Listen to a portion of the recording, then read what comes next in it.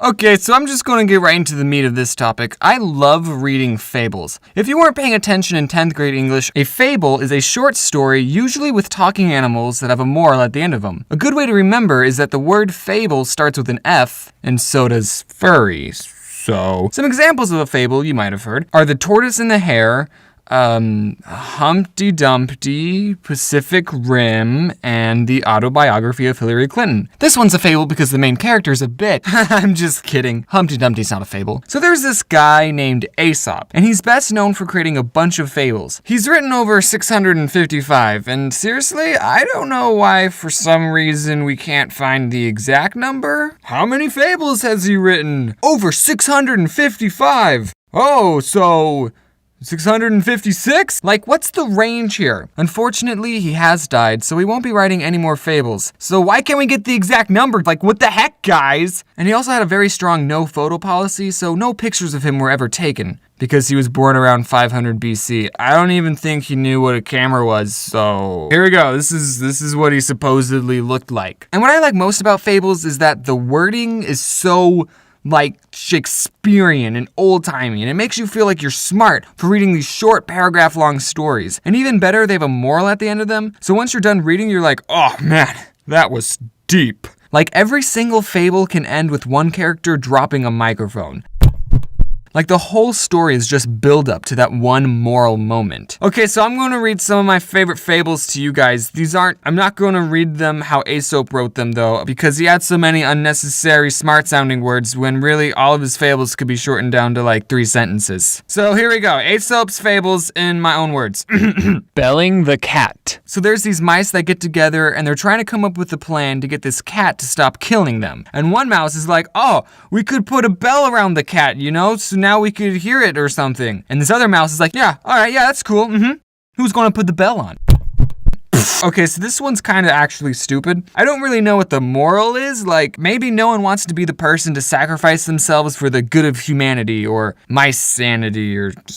Okay, here's my version of the rest of that story. So after the mouse said that, the other mouse goes, oh geez, other mouse, you're right, I didn't think of that. Well, I guess I say we all grab our toothpicks and kill the cat. You know, at least that ending made sense. A bell? Pfft. How about you poison it? Or like move somewhere where there's not a cat in the first place. The horse and the groom. So there's this horse and a groom, which is not the wedding kind. It's an actual groomer who just calls himself a groom. So this groom spends all this time brushing the horse and making it look pretty. And he also takes some of the horse's oats and sells it for extra cash. Okay, stop right there. Aren't oats supposed to be really cheap? Isn't that a thing? Okay, so the horse is getting malnourished and says, you know, you should really stop worrying about brushing me and more about feeding me. Man, that's deep, I think. The moral is, don't steal your horse's oats, especially if it talks. Like, you will never hear the end of it.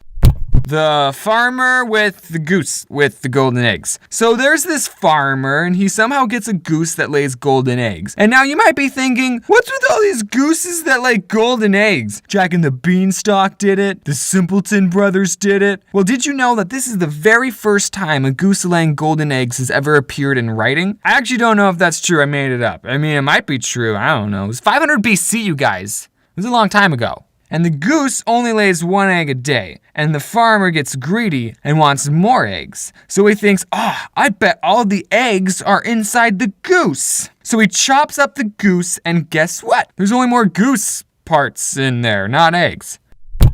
Okay, so the moral, know how basic things work, especially if you're a farmer and you don't know how geese work, or at least be close friends with someone who knows this. Hey man, I don't think that's how geese work. I mean, I get how you might think this is a magic goose because everything about this is physically impossible, but we could already live pretty decent lives with just 1 egg a day. Like, we're already in the top 1% now. How can a goose carry around a golden egg inside of itself? Do you know how heavy gold is? If there's solid gold, can a goose ever have babies? This seems like an evolutionary dead end to me. The bat and the weasels. So there once was this bat, and he fell somehow. Aesop never really says how it fell. It's a bat. It can fly. Okay, so the bat gets caught by a weasel. Like one of these things? Okay, so you're saying that a bat gets caught by a weasel because he fell.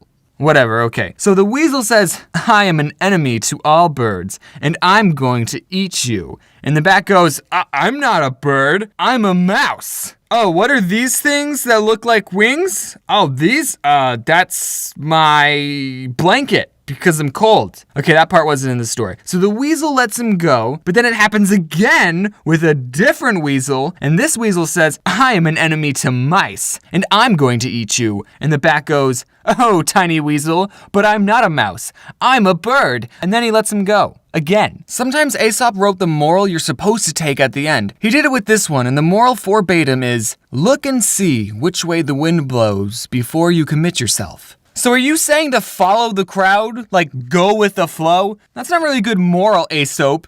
Also, why didn't the bat just say, I'm a bat, losers, and I can fly? Later, it's also teaching you to make up lies on the spot that contradict your first lie. That's how you get caught lying. Okay, so last fable, the fox and the crow. So this crow has a piece of cheese in her beak, and this fox comes along and is like, oh, you're so beautiful. I just love your feathers. I wish I could just hear you sing. This crow is now very flattered, and she goes to sing, and then the cheese falls out of her mouth, and the fox eats it. And then the last line, this is beautiful, the fox says, you have a voice, madam, I see. What you want is wits.